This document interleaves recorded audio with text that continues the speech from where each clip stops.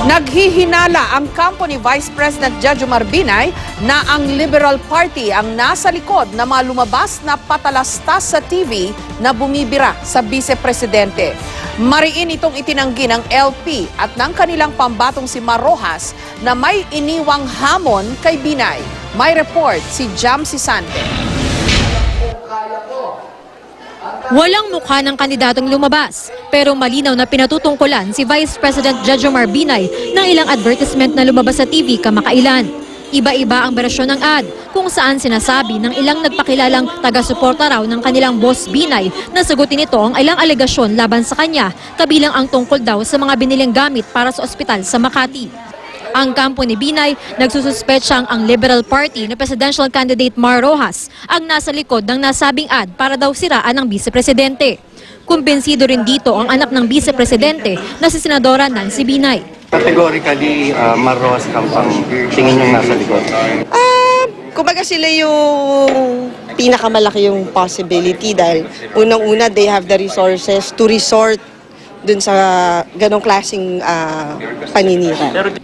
Mariin namang itinanggi ni Rojas at ng Liberal Party na galing sa kanila ang TV ads na bumibira kay Binay. Hinamon din ni Rojas muli si Binay na harapin ang mga paratang laban sa kanya. Lahat na lang ng mga pagbibintang ay ibinabaling sa atin. Ang punto dito ay sagutin na lang kasi lahat itong mga issue na ito. Definitely not.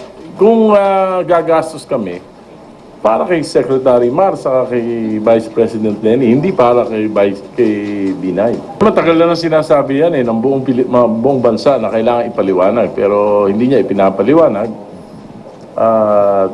Dinadaan niya sa paliwanag na ito ay politika lahat.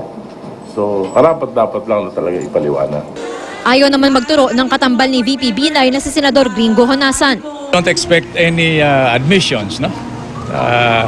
But that's part of the game. I hope it does not become worse because it is distracting the electorate from what should be an articulation of platforms and programs. Sabi naman ng COMELEC tungkol sa ganitong klaseng mga political ad, ang issue is whether it breaks other laws that are not regulated by the COMELEC, whether it breaks libelous laws, ganun. No? But as far as we're concerned, it's still partisan political activity. Jam Sisante, GMA News.